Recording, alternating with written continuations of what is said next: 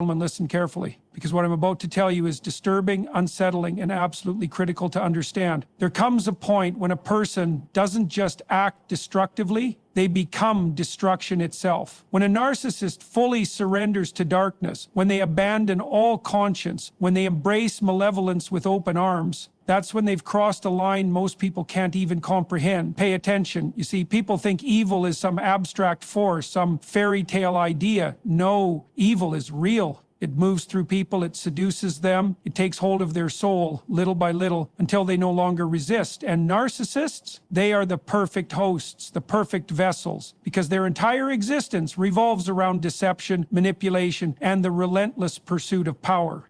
Now, here's what you need to understand. This is not just arrogance. This is not just selfishness. This is something much darker. When a narcissist reaches the point of no return, when they finally sell their soul, you will see three undeniable signs. These are not just personality traits. These are spiritual warnings. These are red flags that signal something truly sinister has taken place. And if you don't recognize them, if you dismiss them, then you are walking straight into the hands of someone who no longer belongs to themselves. Someone who has given up their humanity in exchange for something far, far worse. Think about it. Have you ever met someone who drains the life out of every room they enter, who feeds off suffering, who manipulates with such ease, with such calculated precision that it feels inhuman? That is not normal. That is not just a bad person. That is someone who has stepped beyond the threshold. And here's the harsh reality. Once they cross that line, they do not come back. You cannot reason with them. You cannot save them because they don't want to be saved. They have chosen deception over truth, destruction over creation, power over love. And if you allow them into your life, if you entertain their games, if you think you can outsmart them, you are playing with fire. So listen closely, because I'm about to reveal the three terrifying signs that a narcissist has fully given themselves to evil. If you recognize even one of these signs in someone close to you, run, get away, protect yourself. You are not just dealing with a toxic person, you are dealing with something much, much worse.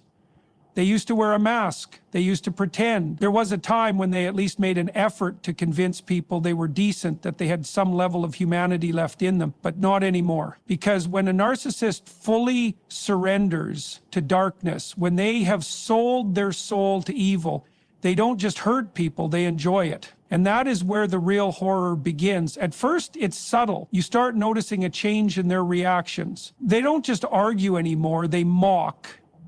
They don't just manipulate, they savor the destruction they create.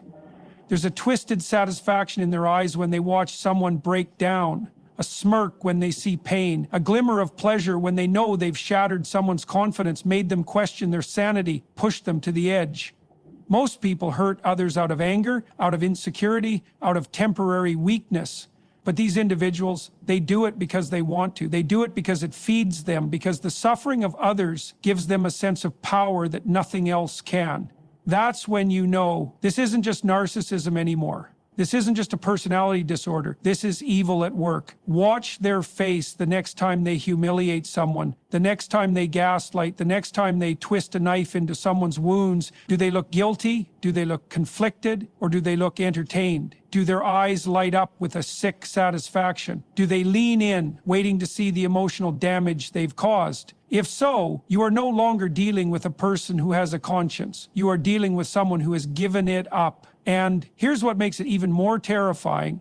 They don't just get pleasure from hurting their enemies. No, that would be too obvious. They do it to everyone, friends, family, even their own children. The closer someone is to them, the more power they feel when they tear them down. That's why nothing is ever enough for them. You can give them love, loyalty, devotion, but they want to see you suffer. They need to see you suffer, because in their world, pain is currency. Power is measured in destruction. If they can break you, if they can make you cry, if they can make you question your reality, then they have won. And the worst part, they will do it again and again and again, because there is no end. There is no point where they stop and think, maybe I've gone too far. That moment never comes. So pay attention. Look at their reactions. Look at the way they smirk when someone else is in pain, the way they get that twisted gleam in their eye when they know they've caused damage. That is not normal. That is not human. And if you think they'll ever change, if you think they'll ever wake up one day and feel remorse, you are wrong. They used to hide their lies. They used to cover their tracks, spinning stories with just enough truth to make you doubt yourself. But now they don't even bother. They don't need to, because they have reached a level where reality is whatever they say it is. They lie without hesitation, without fear, without a shred of guilt. And the terrifying part? They believe their own lies. You could show them proof, black and white, undeniable evidence, and it wouldn't matter. They will look you dead in the eyes and tell you you're wrong, tell you it never happened, tell you that you're crazy for even bringing it up. And they'll say it with such confidence, such conviction, that for a split second, you will question your own memory. That's how deep it goes. That's how powerful their manipulation has become. This isn't just deceit. This is erasing the past. They will rewrite history in real time right in front of you and expect you to accept it without question. And if you refuse, if you push back, that's when they turn it on you. Suddenly, you're the problem.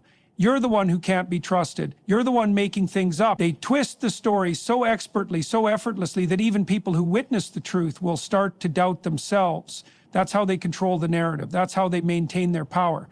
They don't just manipulate people, they manipulate reality itself. And the more they get away with it, the bolder they become. They test the limits.